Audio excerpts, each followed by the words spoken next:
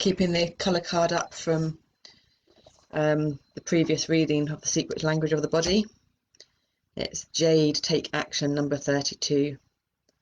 So it's something that you can look at to take your mind into a place of calm as it lists his maybe potentially complicated stuff. Just lit some candles and put on our beautiful, the Mother's India fragrances, vegan, honey-free, sattva, blue for communication. They smell lovely. They're the only ones that I know of really that aren't like massive expensive. They are a bit more expensive than usual ones, but they're all hand rolled, all natural or organic, so they actually clear the energies, whereas other incense, they've got chemicals and toxins in, so they don't clear the energies and purify. Shifting the pain, distracting the pain. Thank you, sage. Using the herbs, using the sound, using the colour, the interconnectedness of energy. Mind in Society, The Development of Higher Psychological Processes by L.S. Vygotsky. Edited by Michael Cole, Vera John-Steiner, Sylvia Scribner and Ellen Souberman. The great Russian psychologist L.S. Vygotsky has long been recognized as a pioneer in developmental psychology, but his theory of development has never been well understood in the West. Mind in Society corrects much of this misunderstanding.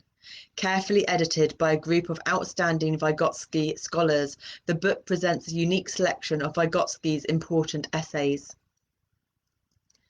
This selection of Vygotsky's important writings, most were previously unavailable in English, offers the Western reader a new appreciation of the seminal contributions of one of Russia's most influential psychologists from Psychology Today. Vygotsky was a genius. After more than half a century in science, I am unable to name another person who even approaches his incredible analytic ability and foresight. All of my work has been no more than the working out of the psychological theory which he constructed. From A.R. Luria.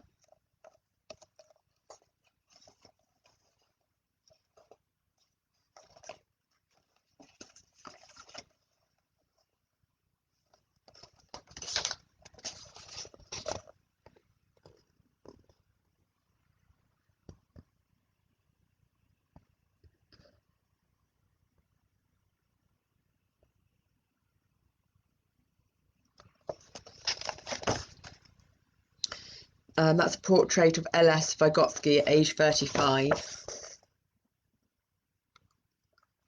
And then there's some scribblings of his in Russian, I'm guessing. Fragment of Vygotsky's note first suggesting mediation as the basis of higher psychological processes. Note, the essence of the instrumental method resides in the functionally different use of two stimuli, which differentially determine behaviour.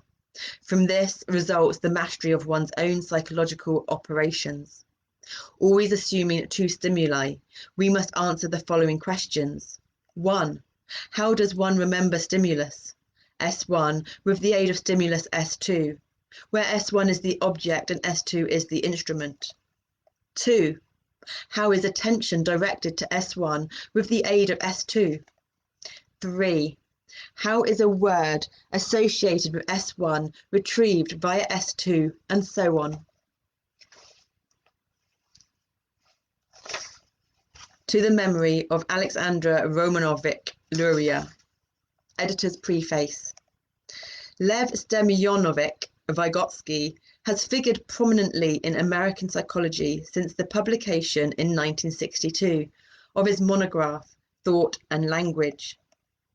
5 years ago, at the urging of Vygotsky's student Alexander Luria, we agreed to edit a collection of Vygotsky's essays, which would reflect the general theoretical enterprise of which the study of the relation between thought and language was one important aspect.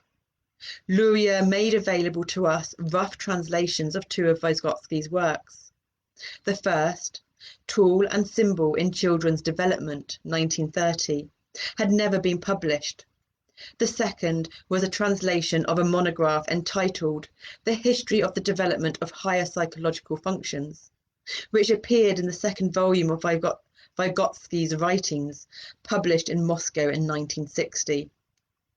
A cursory study of these essays quickly convinced us that the scope of Vygotsky's work reached considerably beyond thought and language.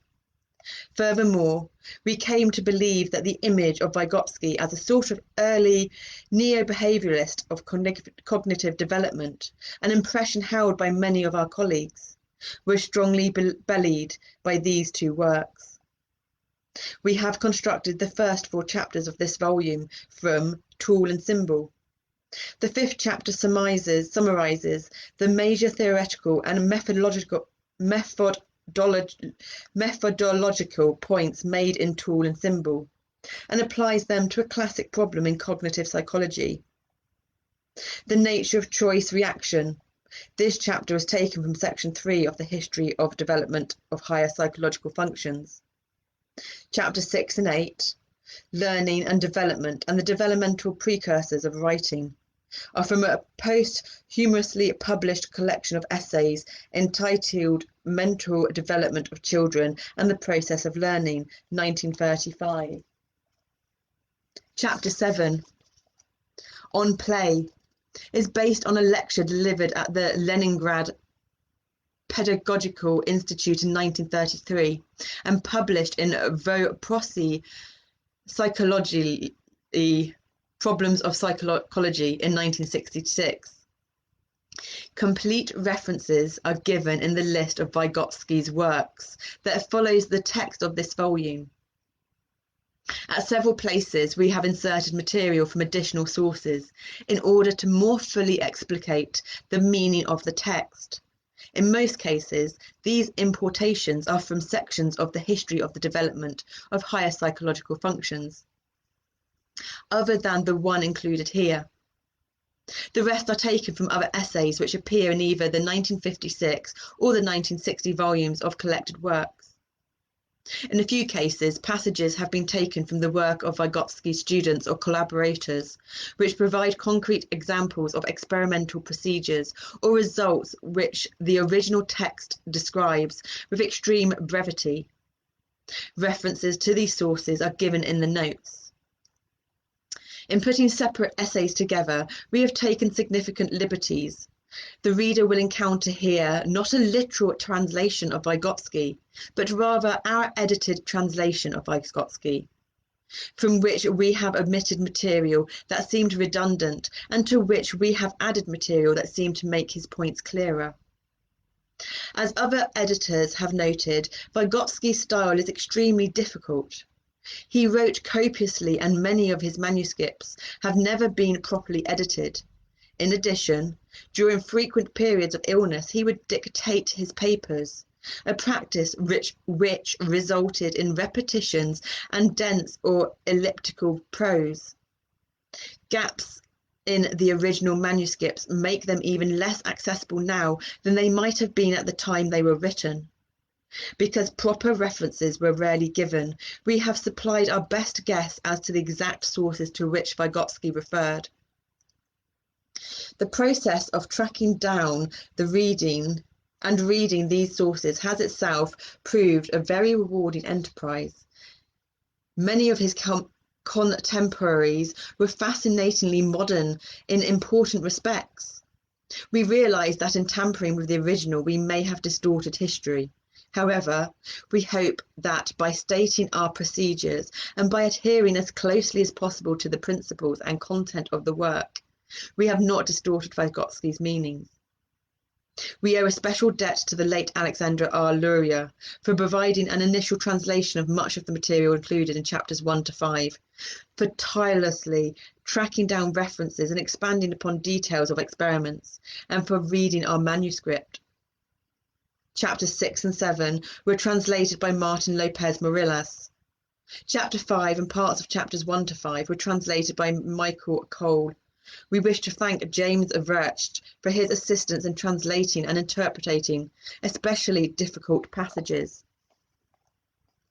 The editing of these writings has occupied us for several years, working in separate locations. Educated in differing intellectual traditions, each team of editors found certain material of special interest. Since there is not one but many issues to be illuminated by such a complex body of thought, we have written 2 essays reflecting various aspects of reading Vygotsky. Vera John-Steiner, Ellen Souberman, University of New Mexico. Michael Cole and Sylvia Scribner, the Rockefeller University. Contents. Introduction. Michael Cole and Sylvia Scribner.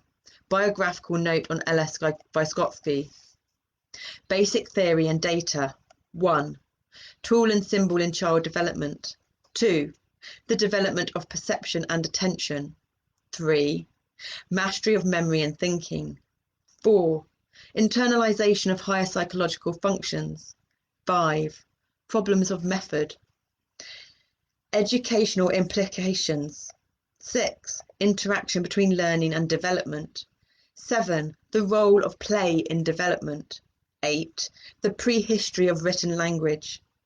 Afterward, Vera John-Steiner and Ellen Souberman. Notes, Vygotsky's works and an index.